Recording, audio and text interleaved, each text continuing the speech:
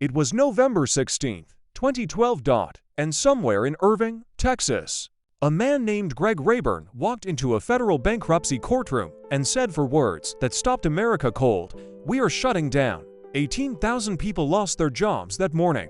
Not over months, not with a transition plan. That morning, gone. And within hours, grocery store shelves across the country were stripped bare. People were loading shopping carts with Twinkies, Ding Dongs, Ho-Hosea, Wonder Bread. Not because they were hungry, because they were panicking.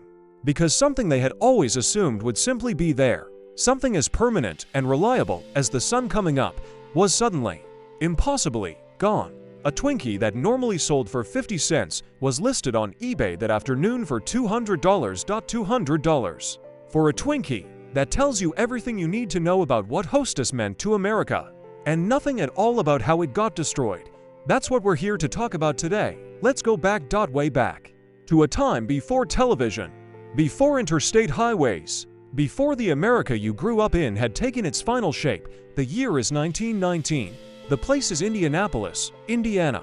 And a man named Taggart Baking Company has just figured out how to do something the American baking industry had never quite solved before: how to bake bread and package it so that it stayed fresh long enough to be worth selling in a store. The company wasn't glamorous. It wasn't trying to change the world. It was a bakery.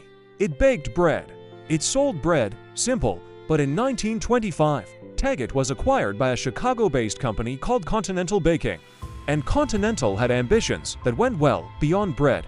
Continental looked at the American landscape in the 1920s and saw something that most food companies were missing. The country was changing. Families were moving into cities. Women who had always baked at home were entering the workforce. The kitchen was being reorganized around convenience. The icebox was being replaced by the refrigerator. The corner grocery was being replaced by something new. The supermarket, a nation that had always baked its own, was becoming a nation that would buy what someone else had baked. And Continental wanted to be the company selling it. They launched Wonder Bread in 1921. Soft, white, sliced, the first mass-produced sliced bread in America. When Wonder Bread hit shelves in 1930 fully sliced and wrapped, it didn't just sell bread. It invented a new way of thinking about what bread was. Bread wasn't something your mother made on Saturday morning anymore. Bread was something you picked up at the store. Consistent, reliable, always there. That philosophy, that a product could be always there, always the same, always exactly what you expected, was the idea that would eventually produce the Twinkie. And the Twinkie came from the most unlikely of places. His name was James Alexander Dewar. He was 33 years old in 1930. He worked as a baker for the Continental Baking Company in River Forest, Illinois, a suburb just west of Chicago. He was not an executive. He was not a visionary. He was a man who baked things for a living and paid close attention to what he was doing, and what he noticed in 1930 was a problem. Continental made a popular product called Little Shortcake Fingers, small sponge cake shells designed to be filled with fresh strawberries and cream. They were good.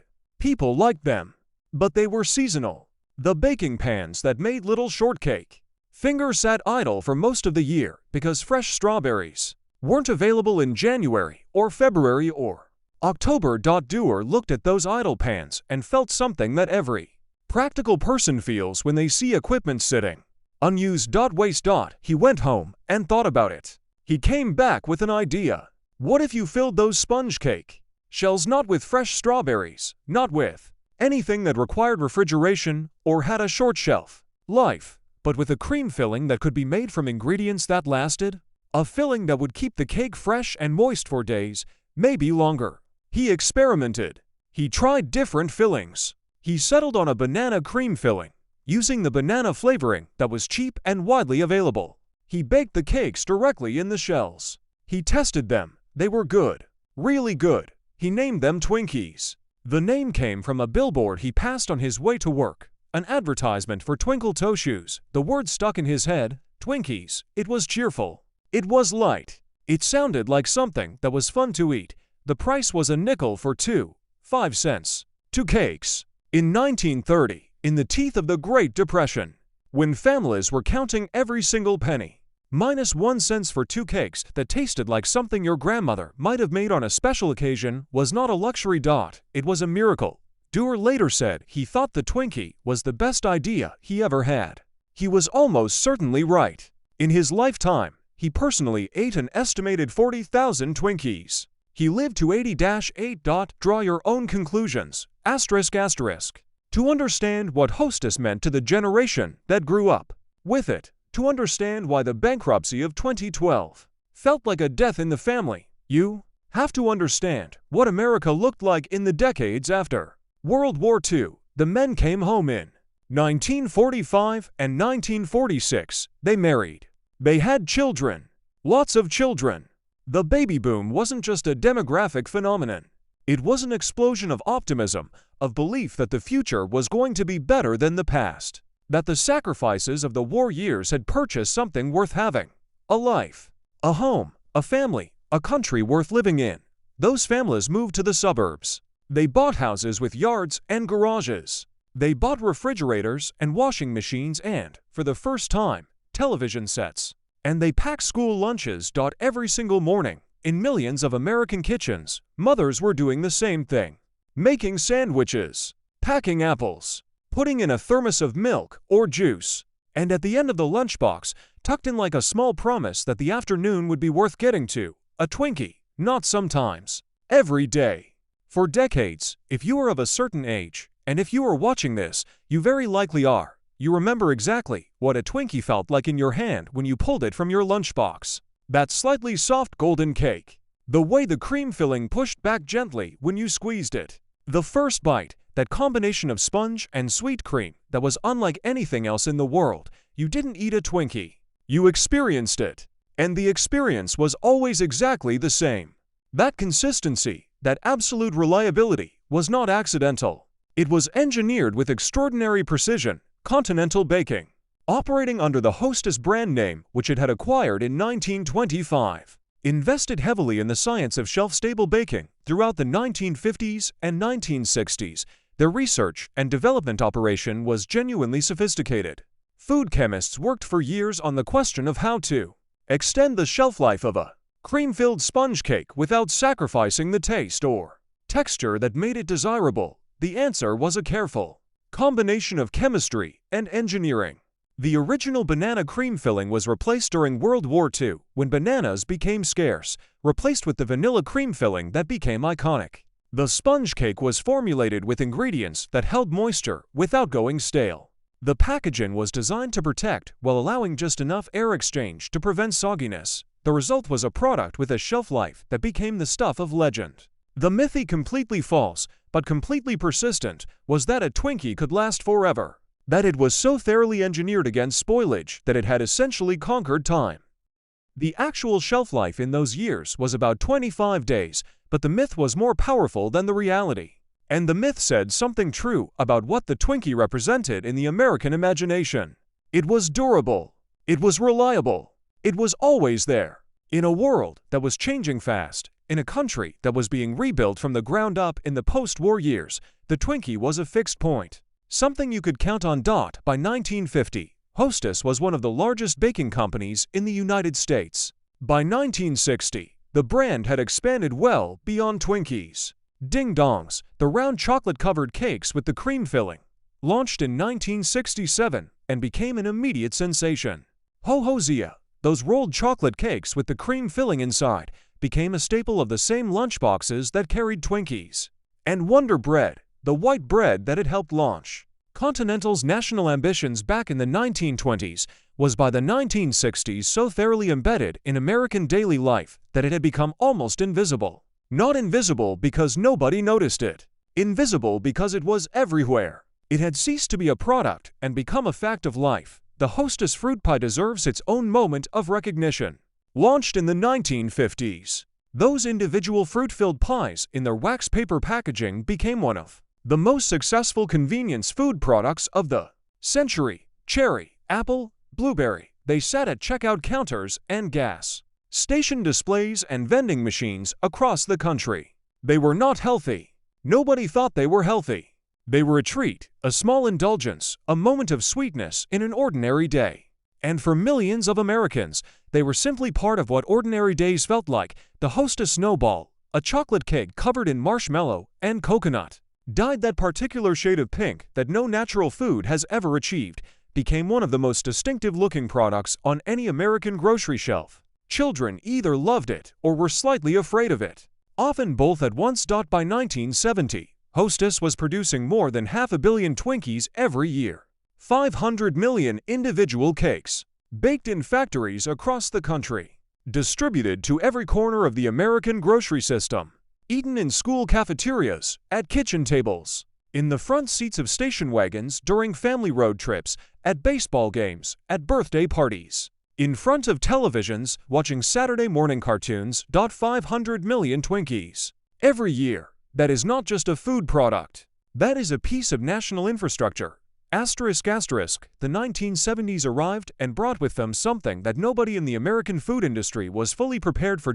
Consciousness. Specifically, health consciousness. The idea, radical at the time, obvious in retrospect, that what you ate had something to do with how long you lived and how you felt while you were living.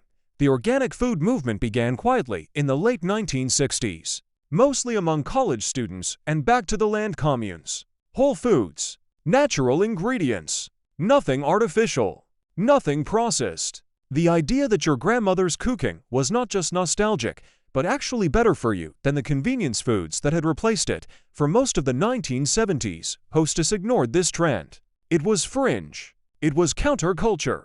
It was not the mainstream American market that Hostess existed to serve. They were right to ignore it. For a while, because through the 1970s, Twinkies kept selling. Ding Dongs kept selling.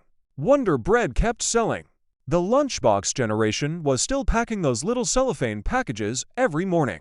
The numbers were still good, but something had shifted in the culture that the numbers didn't yet fully reflect. The FDA was beginning to require nutrition labeling on packaged foods. For the first time, the average American grocery shopper could look at a Twinkie and see, printed right there on the package, exactly what was in it. The list of ingredients was long. Many of them had names that nobody could pronounce. The sugar content was significant. The calorie count was not designed to reassure anyone who had recently started thinking about their weight. This was not fatal by itself. Americans had been eating Twinkies happily and with full knowledge that they were not a health food since 1930. Pleasure had always been the point. Nobody bought a Twinkie thinking they were making a nutritious choice, but the conversation about nutrition was changing in ways that would compound over time. By the end of the 1970s, the word processed, which had once been a neutral or even positive term, implying modern and consistent and reliable, was beginning to acquire a faint negative charge. Processed food. Processed ingredients. Processing. It was a signal, faint, easy to dismiss, but real. Inside the company, there were other problems that had nothing to do with changing consumer tastes and everything to do with the way Hostess was structured. Continental Baking, which owned the Hostess brands, was acquired in 1968 by ITT Corporation, one of the great conglomerates of the era, a company that owned hotels, rental cars, insurance companies, and defense contractors in addition to its food businesses. The logic of the acquisition was the same logic that had driven Sara Lee Corporation to buy shoe polish and underwear: diversification, multiple revenue streams, insulation from any single market's downturn, and the same problems that plagued other conglomerates of that era plagued ITT. When you own a bakery and a hotel chain and a defense contractor, nobody in the boardroom fully understands any of them. Decisions get made by people who understand spreadsheets, but not bread. The institutional knowledge that lives on the factory floor, the knowledge that makes a great product great, starts to feel like overhead rather than asset. Hostess was profitable within ITT, but it was not a priority. It was not the focus of strategic attention or significant capital investment. It was a cash generator whose job was to generate cash for a bakery, an industry that requires constant investment in equipment, in facilities, in workforce development, in product innovation.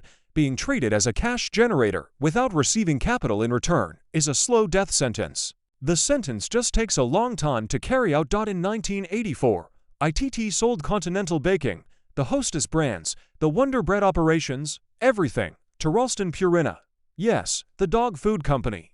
Continental Baking, the maker of Twinkies and Wonder Bread, was now owned by the same corporation that made Purina dog chow.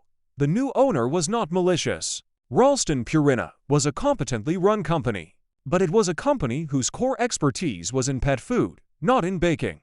The cultural fit was awkward, the strategic fit was unclear, and the capital investment that the aging Hostess factories needed, factories that in some cases had been running the same equipment since the 1950s, was not forthcoming. In the way the business required, the 1980s were, on the surface, still reasonably good years for Hostess. The brands remained strong. Distribution was national. Consumers remained loyal. But beneath the surface, the foundations were quietly weakening. The labor situation was becoming increasingly complicated. Hostess workers across the country were represented by multiple different unions, not one, not two, but at peak 18 different union contracts covering different categories of workers. Drivers had their own union. Bakers had their own union. Maintenance workers had their own union. Each contract had its own terms, its own work rules, its own grievance procedures. This structure had made sense in an earlier era, when the relationships between specific crafts and specific unions had been built up organically over decades. But by the 1980s, it had created an operating environment of extraordinary rigidity. Work rules that prevented drivers from unloading their own trucks, or prevented bakers from doing jobs adjacent to their primary function. Added costs and inefficiencies that were difficult to quantify precisely but unmistakably real. A single Hostess delivery driver could not carry the competing brands that occupied neighboring shelf space in a grocery store. Each brand had its own route, its own driver, its own truck. In an era when competitors were consolidating routes and using distribution efficiencies to reduce costs, Hostess was locked into a structure that made efficiency nearly impossible. None of this was the fault of the workers. They had negotiated contracts. The contracts were honored. The work rules existed because they had been agreed to. The problem was that what had been agreed to in 1960 or 1970 was no longer compatible with what the business needed to survive in 1990 or 2000, and nobody, not the unions, not the company, not the various corporate owners who passed through, had the will or the skill to renegotiate the fundamental structure before it became a crisis. A crisis was coming. It was coming slowly, but it was coming. In 1995, Ralston Purina spun off its baking businesses into a separate publicly traded company called Interstate Bakeries Corporation, IBC. This was presented as a strategic clarification. The bakery business would now stand on its own, with its own leadership, its own balance sheet, its own strategic direction. No more being a subsidiary of a pet food company. Hostess and Wonder Bread and the other brands would now be the entire focus of a company dedicated to nothing else. It sounded like good news. What it actually meant was that the bakery business, with all its legacy costs, its aging infrastructure, its complicated union structure, its declining margins in an increasingly competitive market, was now on its own, without the financial cushion that Ralston Purina had provided, without the parent company's credit rating, without the safety net of a larger corporation that could absorb a bad year or two. The 1990s were not kind to white bread. The health consciousness that had been a fringe phenomenon in the 1970s had by the 1990s become mainstream. Whole grain, multigrain, low fat, low carb. These were the terms that were appearing on the bread labels that people were actually reading. White bread, soft, enriched, nutritionally modest white bread, was being repositioned in the public imagination from the standard to the exception, from the baseline to the indulgence. From the bread your family ate every day to the bread your family had to apologize for still eating, Wonder Bread's market share began to erode. Not catastrophically, not all at once, but steadily, year after year, in a direction that only pointed one way. Twinkies were more resilient. There was no pretense about nutritional value with a Twinkie. It was dessert. It was a treat. The health conversation hit it differently. But the overall snack cake category was also facing competition from an increasingly crowded field of alternatives. Granola bars, yogurt tubes, fruit snacks. The snack aisle that had once been dominated by Hostess products was now a complex landscape of choices, many of them marketed directly at the parents who were packing those school lunchboxes with a growing awareness of what was in them, IBC responded the way companies always respond when their core markets are eroding. They cut costs, closed facilities, reduced headcount, tried to squeeze more efficiency out of an operation whose fundamental cost structure was not responsive to efficiency measures of that kind, and they took on debt. When the business doesn't generate enough cash to cover its costs, you borrow. You borrow against the future, against the assumption that things will get better, that the market will turn, that you'll find a way to cut costs or grow revenue enough to service what you borrowed. The debt accumulated. In 2004, Interstate Bakeries Corporation filed for bankruptcy. Chapter 11. The first time. It was not, on its face, a death sentence. Chapter 11 is reorganization, not liquidation. The company continues to operate while it restructures its debts, renegotiates contracts, closes underperforming facilities, tries to emerge as a leaner, more viable operation. IBC emerged from bankruptcy in 2009, renamed Hostess Brands. New management, restructured debt, renegotiated some union contracts. Ready, in theory, to face the market as a functioning company. It lasted less than 3 years because the fundamental problems had not been solved. They had been deferred. The cost structure was still too high. The market share was still eroding. The debt load, even restructured, was still substantial. And the company was now trying to operate in a post-2008 financial crisis economy where credit was tight and consumer spending was cautious. In 2011, Hostess Brands filed for bankruptcy again. The second time, to bankruptcies in 7 years. The same company, the same brands, the same fundamental conflicts between a legacy cost structure and a market that had moved on. By 2012, Hostess Brands was a company in name, but barely. The new management brought in after the second bankruptcy filing looked at the operation with clear eyes and reached for what seemed like the only remaining option. Asked the unions to accept significant concessions, wage cuts, benefit reductions, changes to work rules that had been adding costs for decades. The mathematics were not ambiguous. The company had presented its books to the union representatives. The losses were real. The cash was running out. Without concessions, there was no path to viability. The bakery, confectionery, tobacco workers, and grain millers. International Union, the Bakers Union, looked at those same numbers and reached a different conclusion. They had already accepted significant concessions in the first bankruptcy. Wages had been cut. Benefits had been reduced. The workers had already given back. And now management was coming back asking for more. The union's position was that the problem was not their wages. The problem was a management team that had misrun the company into 2 bankruptcies and was now asking the workers who had built the brands over generations to pay for management's failures. That position was not without logic, but it was also, from a pure survival standpoint, beside the point. The company did not have enough money to continue operating under the existing cost structure. That was the fact. Everything else was an argument about whose fault it was, and the company was going to run out of money before that argument was resolved.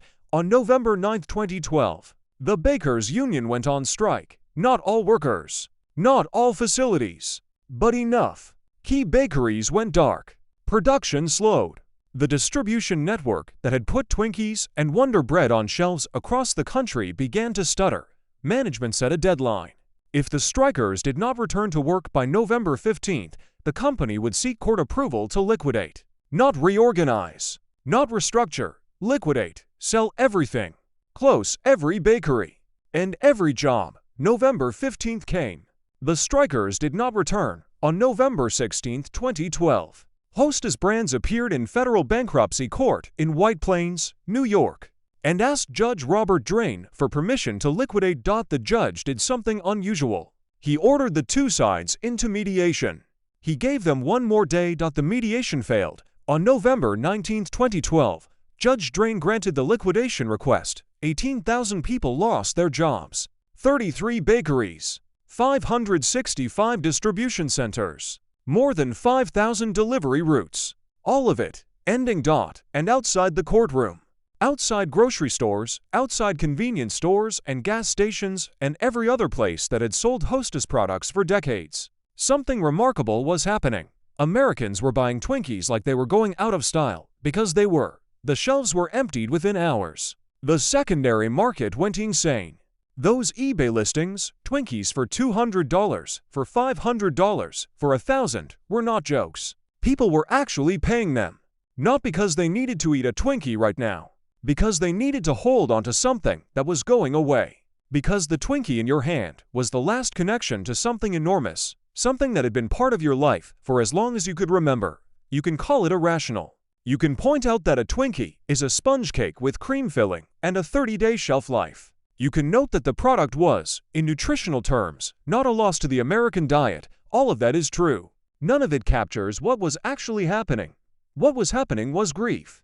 A country that had grown up with Twinkies in its lunchboxes was losing something it had never imagined losing.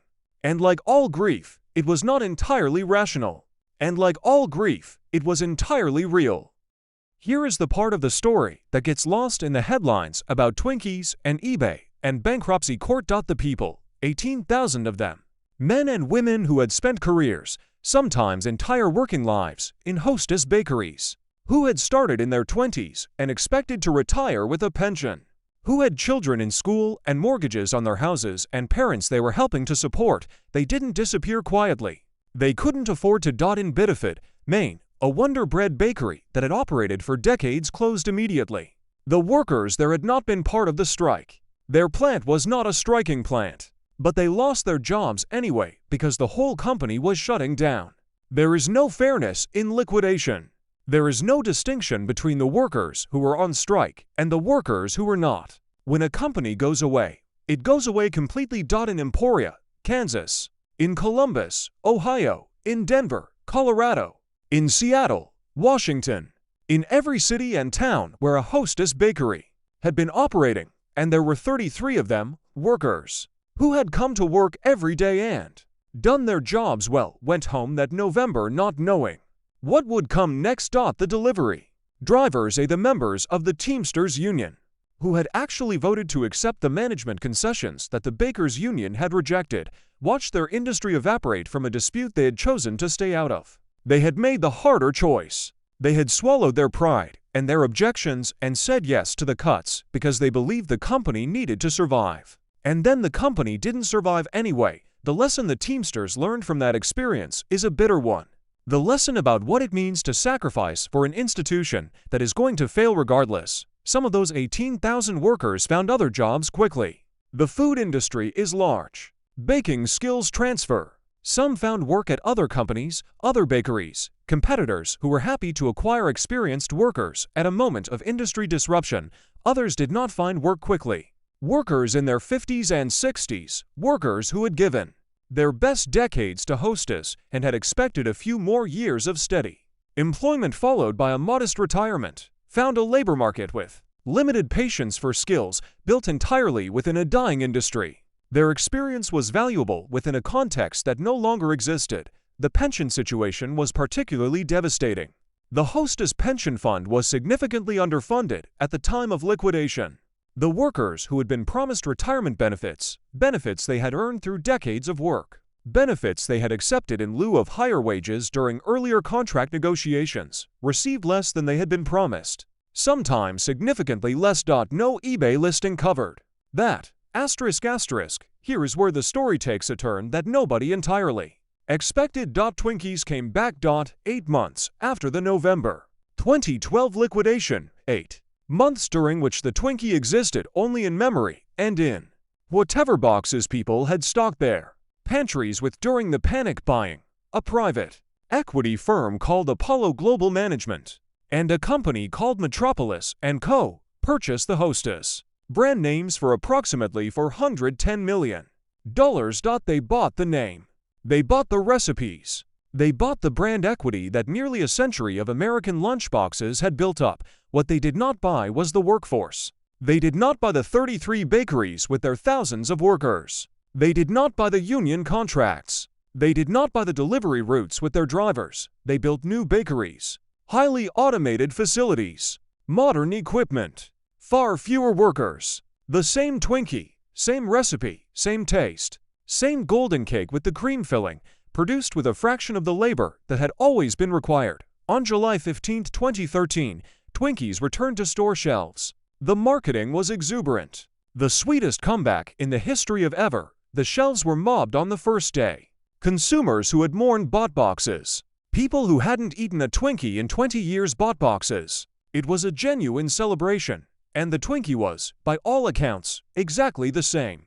Same taste, same texture, same experience, but the Hostess that produced it employed about a third as many people as the Hostess that had been liquidated. The factories were newer, more automated, more efficient. The union contracts were gone. The legacy costs were gone. The pension obligations were gone. The Twinkie survived. The community that had been built around making the Twinkie did not. That distinction is important enough to sit with for a moment. A product can be acquired and relaunched. A recipe can be purchased and reproduced. A brand name can be bought and put back on a package and sent back out into the market. What cannot be bought? What cannot be relaunched? What cannot be put back on a shelf? Is the relationship between a company and the people who built it. The bakers in Emporia, Kansas, who had spent 30 years learning exactly how to run that specific line in that specific facility. The delivery drivers who knew every route, every store, every manager on their territory. The quality control workers who caught problems by smell and touch and instinct built up over decades. That knowledge, that community, that relationship, it was liquidated with the rest of the assets. And unlike the brand name and the recipe, it cannot be purchased at any price and relaunched with a marketing campaign. Hostess Brands, the new, leaner, private equity-owned version, was sold again in 2016. And again in 2023, when it was acquired by J.M. Smucker for approximately $5.6 billion. The Smucker Company, famous for its jams and jellies, is now the owner of the Twinkie. The Twinkie still exists. It sits in grocery stores. It appears at checkout counters. Children still eat them. Adults who grew up eating them still occasionally buy them for reasons that have more to do with memory than hunger. But the Hostess that made them, the Hostess that employed 18,000 people, that ran 33 bakeries, that had been part of American daily life since before the Second World War, that Hostess is gone. As gone as the Sara Lee factory in Deerfield. As gone as the Lifesavers plant in Port Chester. Replaced by a leaner, more efficient operation that carries the same name and produces the same product and shares none of the history that made the name worth anything in the first place. Asterisk. Stand back from the details for a moment. Stop thinking about Twinkies specifically and think about the pattern. Continental Baking builds something over decades. Genuine quality. National distribution. Real brand loyalty built through the lunchboxes of a generation. Then it gets acquired. By ITT, then by Ralston Purina, then spun off, then reorganized, then liquidated, then sold in pieces to private equity, then sold again, then sold again. Each transaction was, in its own terms, rational. Each beer paid a price they believed was justified by the value they were acquiring. Each seller received a return they considered acceptable. The financial logic of every deal, examined individually, makes sense. The cumulative result was the destruction of something that took generations to build and cannot be rebuilt from scratch no matter how much money you spend. This is not a story about bad people. The executives who ran Hostess into bankruptcy were not villains. The union leaders who refused to accept the final concessions were not villains. The private equity buyers who purchased the brand and rebuilt it with fewer workers were not villains. Each one was operating within the logic of their position, making the decisions that their roles and their incentives directed them to make. The tragedy is not in the individual decisions. It is in the system that produced them, a system that values brands over the people who build them, that treats institutional knowledge as overhead rather than asset, that measures success in quarterly returns and exit multiples rather than in the health of the communities that built the thing being measured. That system is efficient. It allocates capital. It produces returns. It generates the transactions that keep investment banks and private equity firms and corporate lawyers employed. What it does not do, what it has never done, what it is not designed to do, is protect the thing that actually has value. The relationship, the community, the promise. Asterisk asterisk. Go to a grocery store today. Find the snack cake aisle. Look for the familiar yellow packaging. Pick one up. Turn it over. Read the back. It's the same. Same ingredients. Same recipe. Same cream filling. Same golden cake. Unwrap it. Take a bite. It tastes the same. And yet, if you are of an age to remember eating Twinkies when they were made by people who had been making them for 20 years, in factories that had been running for 50 years, by a company that had been part of American life since before you were born, something is different. Not in the cake, in you, in what you know. The Twinkie in your hand today is an orphan, a product separated from its history, a name that carries the weight of memory but is no longer connected to the place and the people and the community that gave the memory its meaning. James Dewar, the baker from River Forest, Illinois, who invented the Twinkie in 1930 because he didn't want those little baking pans to sit idle. He ate 40,000 of them over the course of his life. He ate them made by the people who worked alongside him and the people who came after them. He ate them knowing that each one was the product of a specific craft, a specific place, a specific set of hands. He would recognize the Twinkie in your hand today. He would not recognize the company that made it. That is the loss. Not the cake. Never the cake. The cake is fine. The cake is exactly what it always was. The loss is everything that surrounded the cake. The 33 bakeries. The 18,000 people. The careers that were supposed to end in retirement rather than liquidation. The pension checks that were supposed to arrive on the first of the month and didn't, or didn't arrive in the amount that had been promised. The loss is the community. The thing that cannot be bought or sold or relaunched with a marketing campaign. We should remember that. We should carry it with us every time we pick up a product we grew up with and notice that something feels different, even if we can't quite name what it is. What's different is that the people are gone, and nobody thought to say goodbye.